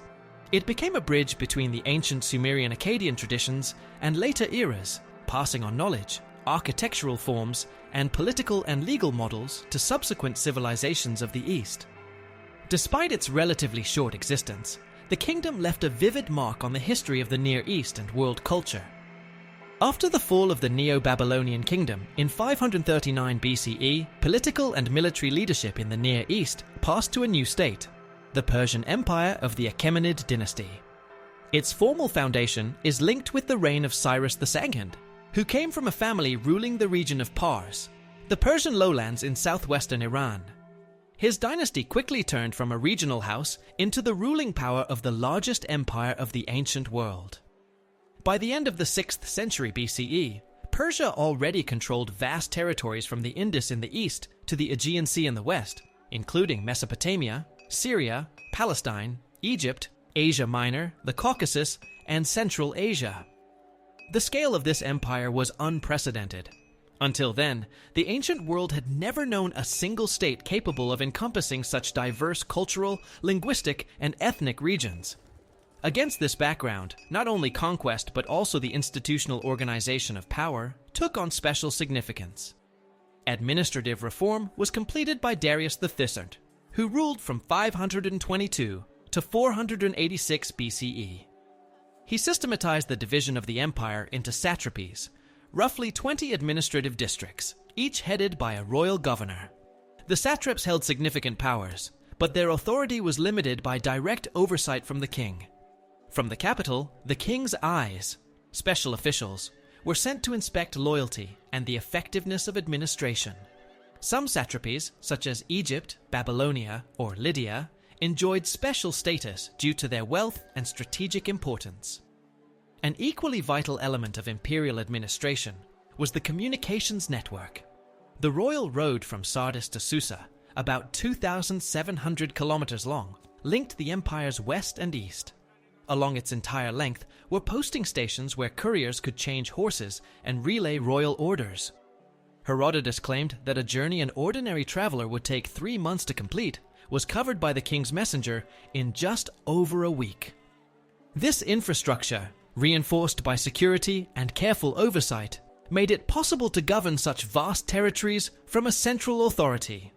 The empire not only maintained order, but also ensured freedom of trade, movement, and religion. Its kings respected local traditions and cults.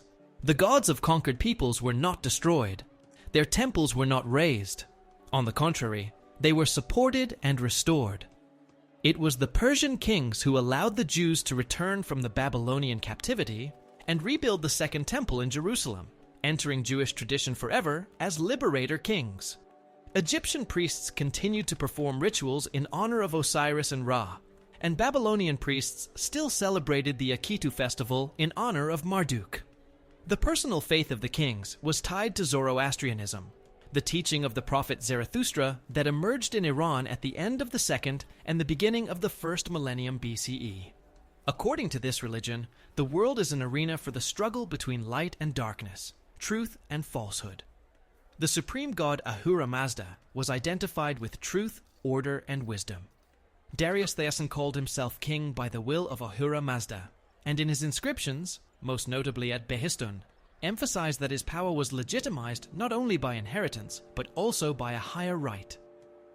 The culture of the Achaemenid Empire took shape as a blend of Persian, Median, Babylonian, Elamite, Egyptian, Greek, and many other traditions. This was reflected in the architecture of its capitals, Pasargadae, Ecbatana, Susa, and above all, Persepolis. Persepolis, the palace complex begun under Darius, became the symbol of the empire's grandeur. Its halls rose on columns more than 20 meters high. Its broad, tiered staircases were covered with reliefs depicting delegations from across the empire, from Scythians to Ethiopians, from Indians to Lydians, bringing gifts to the king. Yet, an empire of such scale could not avoid clashes with external powers. In the west, the Greek cities of Asia Minor, once part of Lydia and later brought under Persian control, became a source of trouble. In 500 BCE, the Ionian Revolt began, a series of uprisings by the Greeks against Persian administration.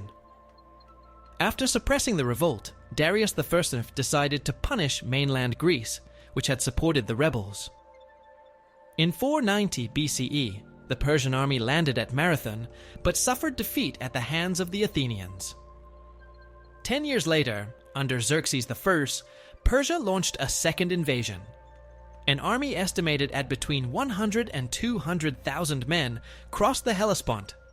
But after the Greeks' heroic defense at Thermopylae and the naval battle at Salamis, the campaign ended in failure.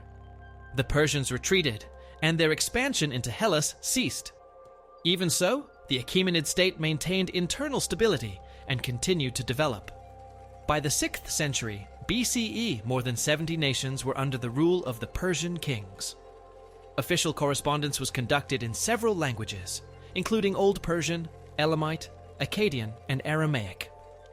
Aramaic effectively became the empire's administrative language and remained an international medium of communication in the East for a long time. The fall of the Achaemenids would come later, in the time of Alexander the Great. But long before that, Achaemenid Persia had set enduring standards of imperial governance, legal order, tolerance, and cultural diversity, standards that would be taken up as a model in Rome, Byzantium, the Sasanian state, and other great empires.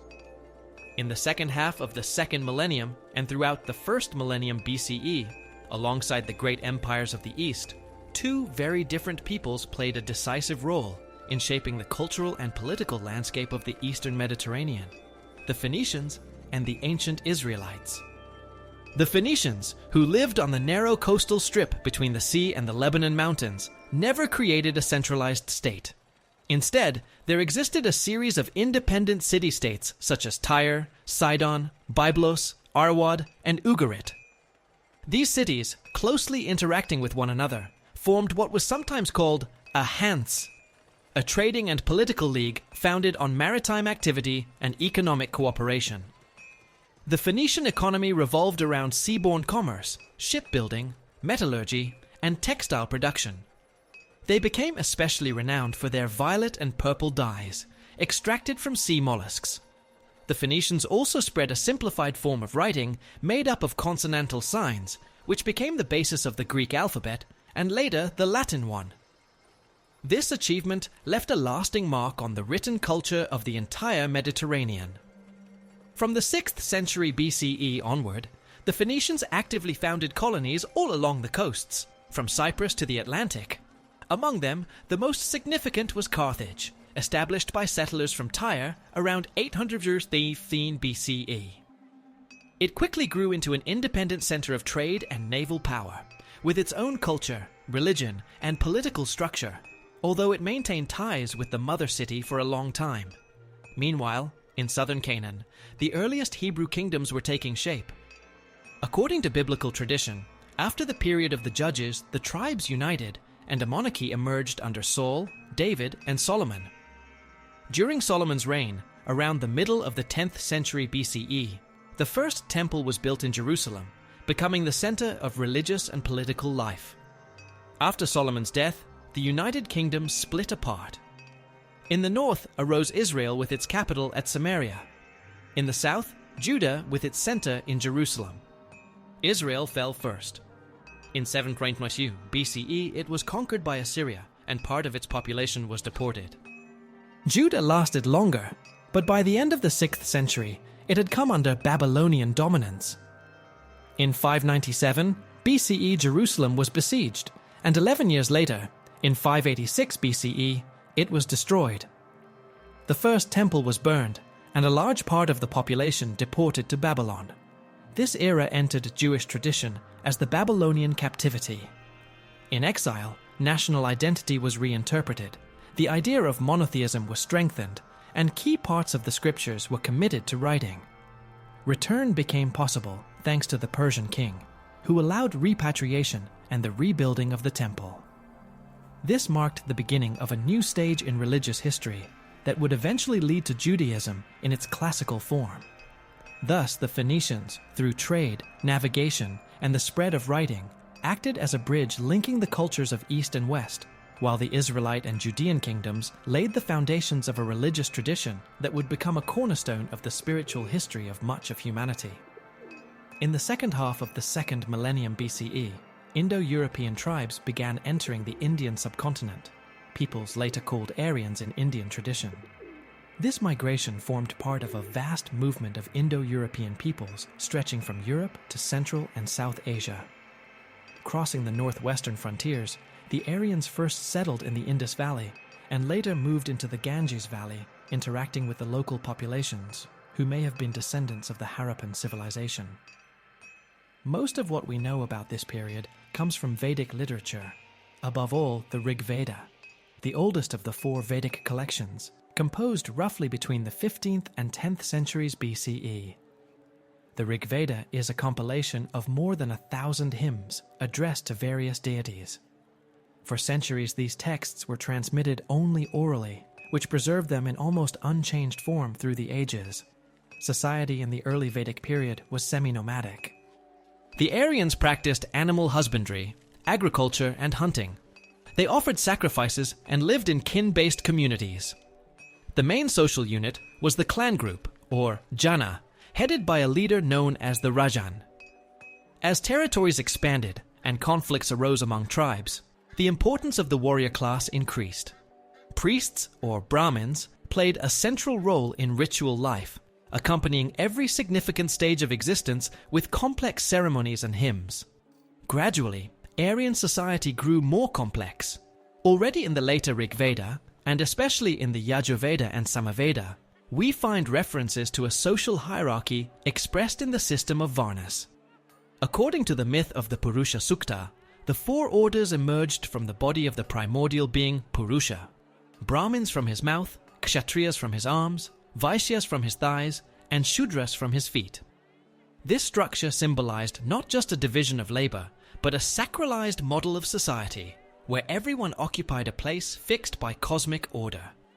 A vital element of Vedic religion was sacrifice, yajna. It involved the chanting of mantras, offerings to the gods, and intricate ceremonies requiring trained priests. Key deities included Indra, lord of rain and thunder; Agni, the god of sacrificial fire; Soma, the embodiment of the sacred drink; and Varuna, guardian of moral order. Offerings could be animals, grain, butter, milk, or symbolic gifts. It was believed that correct performance of the rituals upheld the cosmic order. RTA. As the Aryan population spread and settled the fertile lands of the Ganges, the process of sedentarization began. The first proto-states appeared, ties among different tribes strengthened, and systems of governance developed. By the first half of the 1st millennium BCE, the early Mahajanapadas, large political formations, emerged. Among them, Magadha, located in what is now Bihar, and Kosala, stretching along the middle Ganges, played a particularly important role. These kingdoms had stable bureaucratic structures, professional armies, and systems of taxation.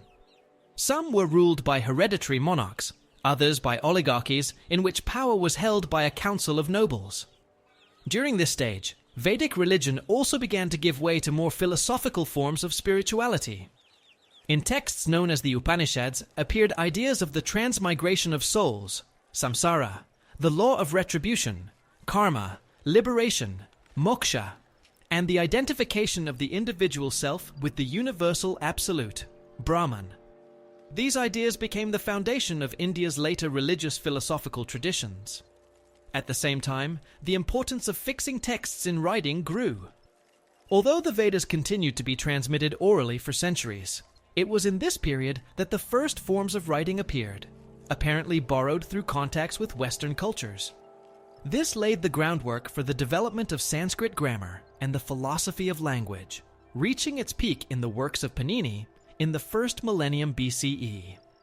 Thus, the Vedic period was a time of profound cultural, social, and religious transformation, during which the Indian subcontinent evolved from a region of tribal settlement into one of emerging states with established social structures and a richly developed spiritual tradition.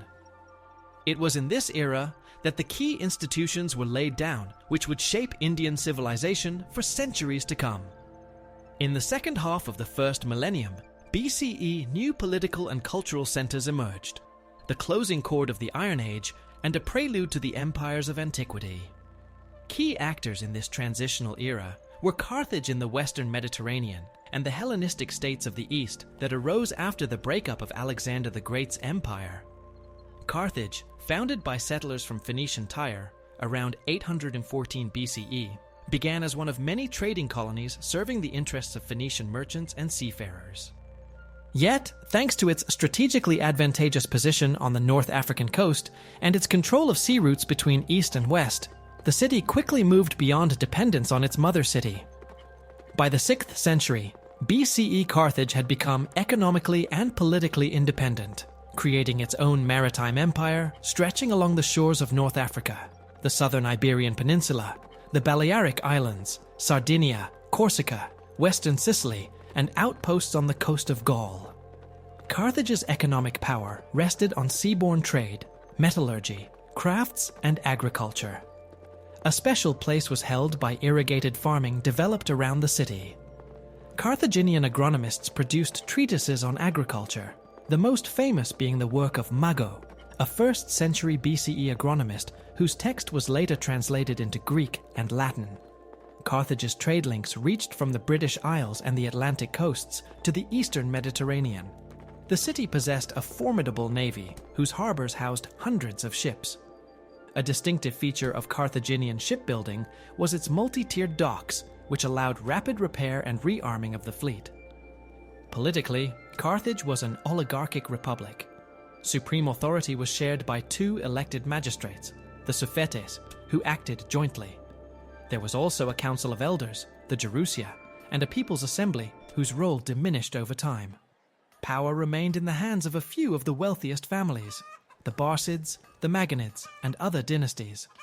This structure provided stability, but made quick responses to external threats more difficult.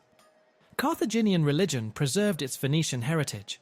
Its chief deities were Baal, Hammon, and Tanit. The most controversial aspect of its cult practices remains the evidence for child sacrifice.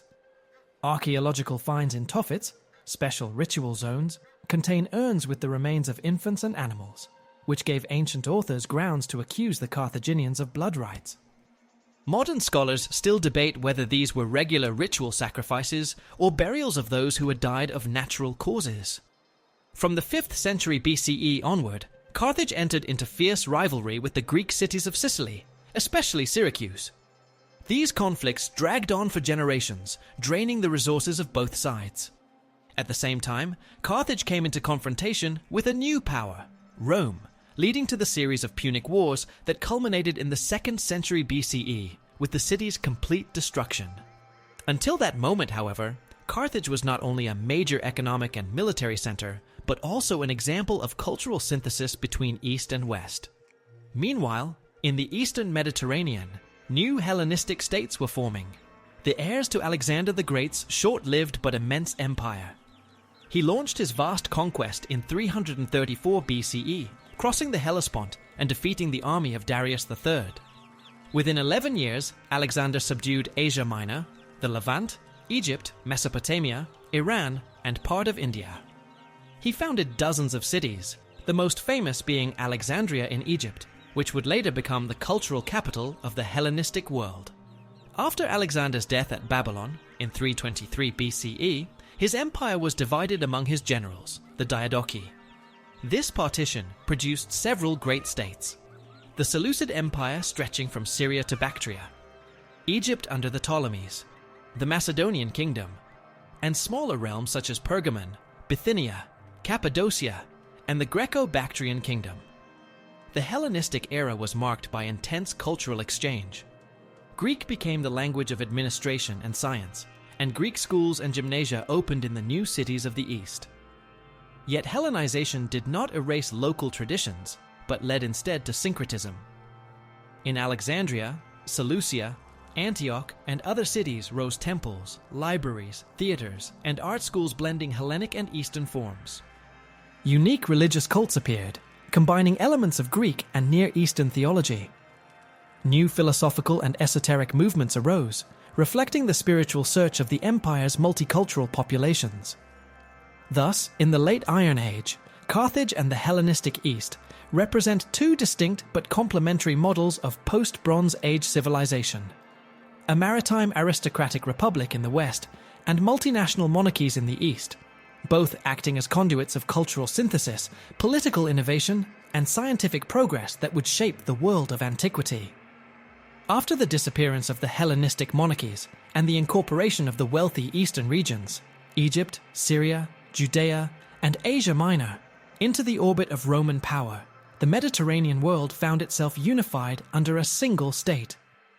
The destruction of Carthage, the subjugation of the Hellenistic East, and Rome's victory in its own series of civil wars, ending in 31 BCE at the Battle of Actium, marked the dividing line between the classical age of antiquity and a new era.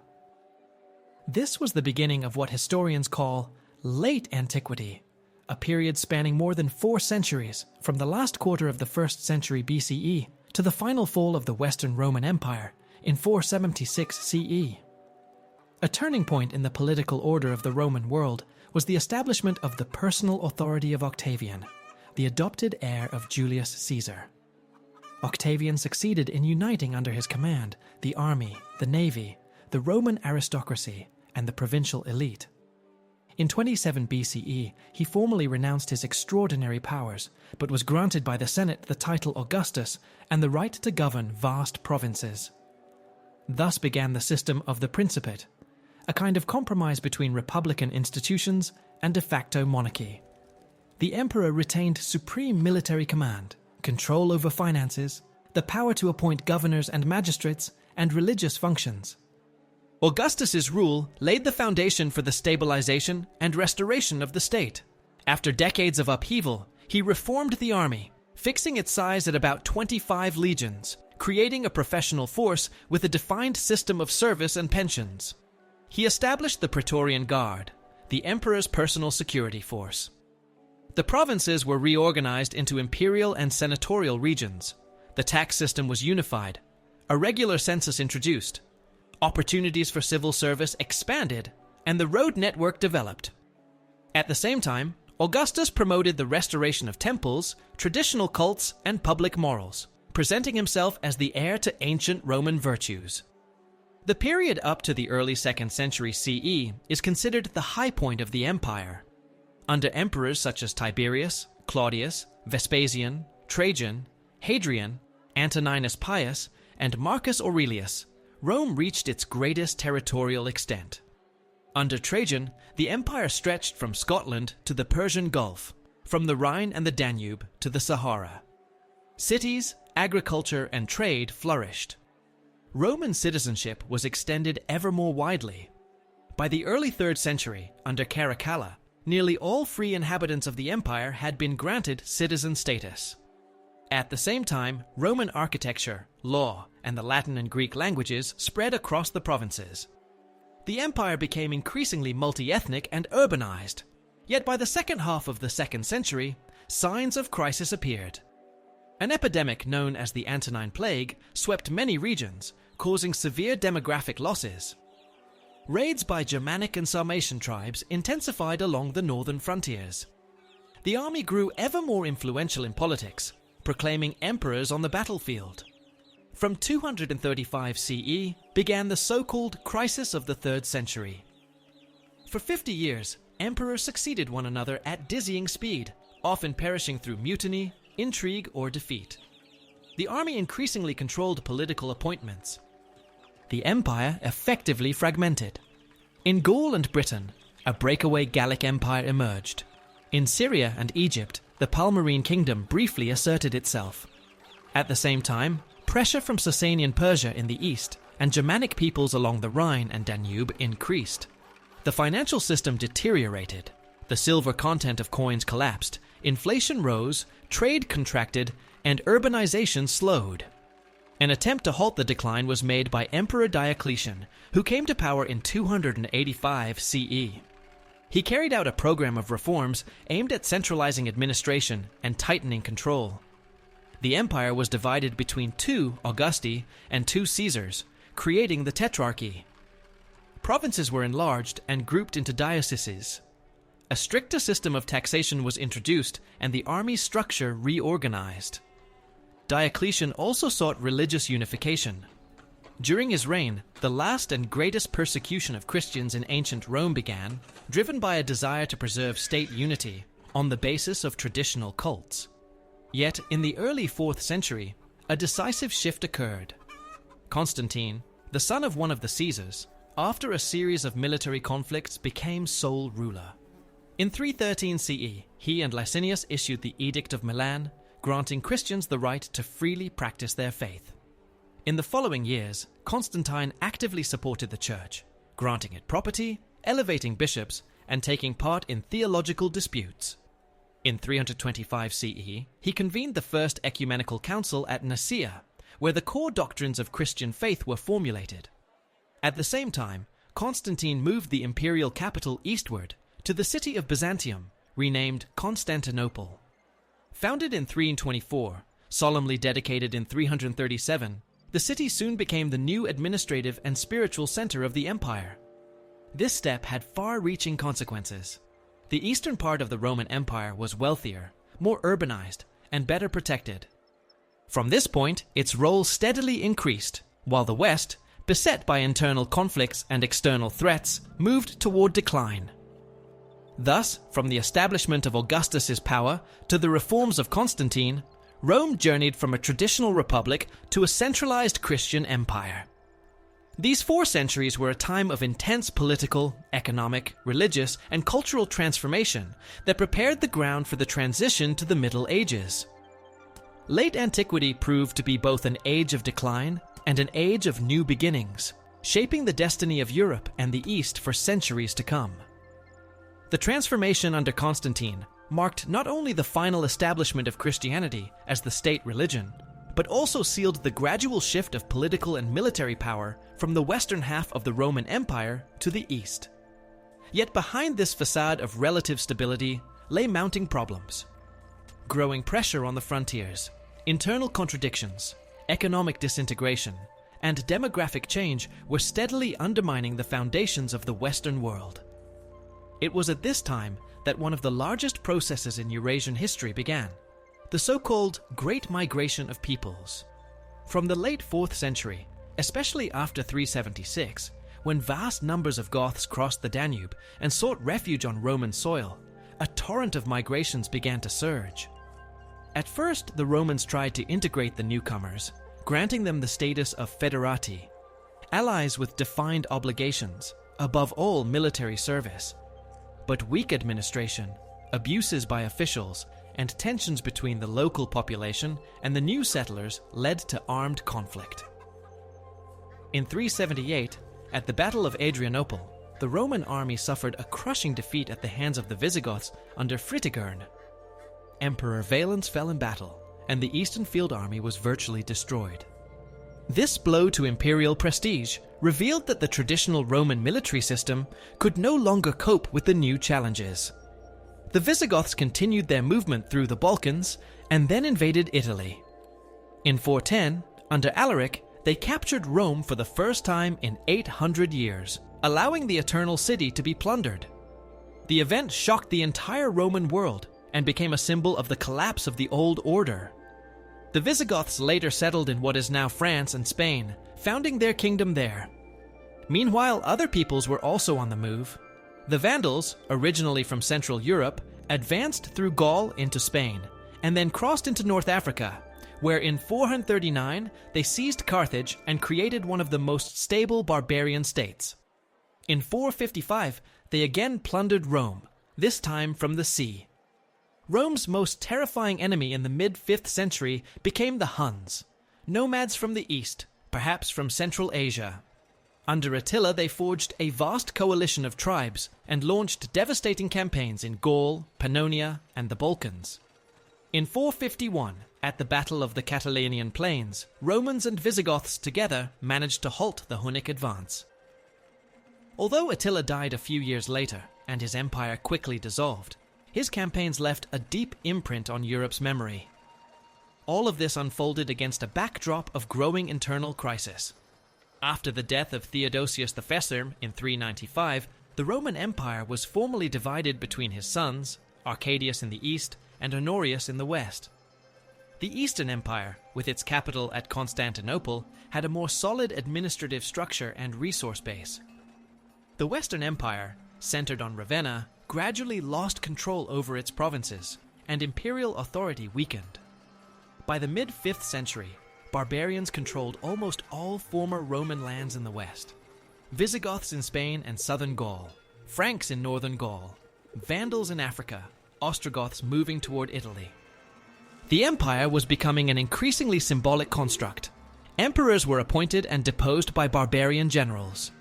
The last official Western emperor is considered to be Romulus Augustulus, deposed in 476 by the barbarian commander Odoacer.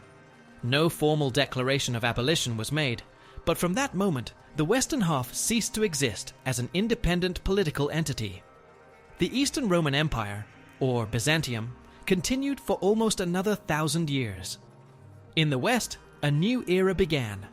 The early Middle Ages, a world of barbarian kingdoms, Christian missions, and the slow reconstruction of political and cultural structures on new foundations.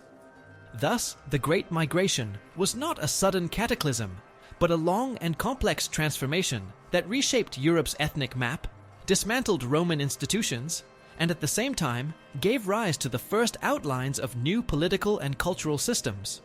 Peoples once seen as destroyers became the founders of Europe's future states. The fall of the Western Roman Empire was not an end, but the beginning of a new historical age. After the collapse, political continuity, cultural traditions, and administrative structures of the Roman world survived in the East. The eastern part of the empire, later known as Byzantium, endured as an independent state centered on Constantinople for nearly another millennium. Byzantium became the bulwark of the ancient heritage at a time when the Western territories were divided among barbarian kingdoms. Here, the Roman idea of empire was reinterpreted and adapted to new realities, combining Latin statecraft, Greek culture, and Christian spirituality. One of the greatest emperors of this era was Justinian the Theves, who reigned from 527 to 565. His rule was the culmination of the Byzantine effort to restore Roman unity and grandeur. Born into a poor peasant family, Justinian rose thanks to his uncle Justin, who became emperor, received a good education, and gained access to high office. From the start of his reign, Justinian set himself the goal of bringing the lost western provinces back under Byzantine control and strengthening the internal order of the state. Conquest became one of the key directions of his policy. With the help of his brilliant general Belisarius, Justinian launched a series of campaigns. In 533, the Byzantine army landed in North Africa and within months crushed the Vandal kingdom. Then in Italy, the Ostrogoths were defeated, temporarily restoring Rome, Naples, Ravenna, and other cities to Byzantine rule. Southern parts of the Iberian Peninsula were also seized. These successes, though short-lived, symbolically recreated the old boundaries of the Roman realm. Even more important were Justinian's internal reforms. Foremost among them was the codification of Roman law. At his order, under the direction of the Juris Tribonian, a body of law was compiled known as the Corpus Juris Civilis, the corpus of civil law. It comprised 4 main parts: the Institutes, a legal textbook; the Digest, a collection of juristic opinions; the Code, imperial decrees; and the Novels, new laws issued after the first 3 parts. This compilation exerted a vast influence on the development of European legal tradition, especially in the Middle Ages and the Renaissance. Another pillar of Justinian's policy was the strengthening of Christianity. He saw religious unity as the basis of state stability. The emperor took an active part in theological disputes, fought heresies, and supported the universal church. Under him, numerous churches, monasteries, and religious institutions were built or rebuilt. The most outstanding monument of this era is the Church of Hagia Sophia in Constantinople, consecrated in 537. Its massive dome, exquisite mosaics, and grand proportions made it a symbol of Byzantine art and of the emperor's spiritual authority. But Justinian's reign was not without turmoil. In 532, the Nika revolt broke out in the capital, provoked by high taxes and official abuses. The uprising grew so severe that Constantinople stood on the brink of destruction. Only the resolute actions of Belisarius and the brutal suppression of the revolt saved the emperor's power. The gravest trial came with the plague that swept the empire from 541 onward. It claimed millions of lives, including many soldiers and officials, severely weakening Byzantium's economy and defenses. Despite these hardships, Justinian entered history as the last great emperor of the ancient type, one who sought not merely to preserve the empire, but to restore its former greatness. His age was both the high point and the beginning of a new phase of Byzantine history, marking the shift away from the Latin tradition and the final transformation of the Eastern Empire into a Greek-speaking Orthodox state. After the millennium of the Eastern Roman Empire and the West's gradual descent into the world of barbarian kingdoms, late antiquity brought the ancient era to a close. It was not a sharp break, but a complex, gradual transition. A change in political and economic models, religious forms, social structures, and cultural horizons. Looking back on this long historical path, several key patterns emerged that shaped the passage from antiquity to the Middle Ages. First, the history of the ancient world was never a single stream, but many currents. East and West developed not in isolation, but in constant interaction through war, trade, diplomacy, and cultural exchange. Mesopotamia, Egypt, the Hittite Kingdom, Assyria, Persia, India, China, Greece, Rome, Byzantium, and other civilizations formed a web of connections spanning Eurasia and North Africa. Civilization was not one river, but many parallel lines, converging, diverging, and influencing one another. This interaction created the cultural and technological density that allowed human society to leap forward. A second great vector was the movement from local economies to empires. Early agrarian communities born in fertile river valleys gradually gave way to centralized states and empires. It was a transition from kin-based economies to taxation systems, from oral tradition to written record, from local exchange to trans-regional trade. In this setting emerged the first administrative apparatuses, legal systems, and armies capable of managing vast territories. Empires not only subjugated peoples, but also connected them. Within a single space knowledge, crafts, religious, and philosophical ideas were exchanged. The legacy of the ancient world remains the foundation of civilization to this day. Roman law, systematized under Justinian, became the bedrock of European legal culture. Writing, first born in Sumer, Egypt, Phoenicia, and China, evolved into alphabets, numeration systems, and bureaucratic practices. Architecture, from ziggurats and pyramids to Greek temples, Roman roads and aqueducts, and Byzantine domes, set standards of engineering and artistic taste. Religions, from Zoroastrianism to Judaism, Christianity and Buddhism, took shape in this era as worldviews defining morals, culture, and identity for millennia. Finally, the transition to the Middle Ages should not be seen as a sudden catastrophe. Despite destruction, wars, and plagues, it was an institutional process. Forms of Roman governance, the Christian Church, craft traditions, and elements of education and law were preserved, adapted, and built into the new structure of life. The barbarian kingdoms adopted Latin script, Roman law, and Christian morality, and in many ways became carriers rather than destroyers of Roman culture. Byzantium continued the ancient tradition in an Eastern key, while the Islamic world absorbed and developed antiquity's achievements in philosophy, medicine, mathematics, and architecture. Thus, the history of the ancient world is not merely a sequence of rises and falls, but the continuous shaping of a cultural space in which the main institutions of civilization were formed. Within this space were laid the foundations of the modern world. The idea of law, faith in education, the drive for order, the value of writing, the power of art, the responsibility of authority, and the search for meaning. To understand this heritage is not only to know the past, but to grasp our own cultural depth and historical path.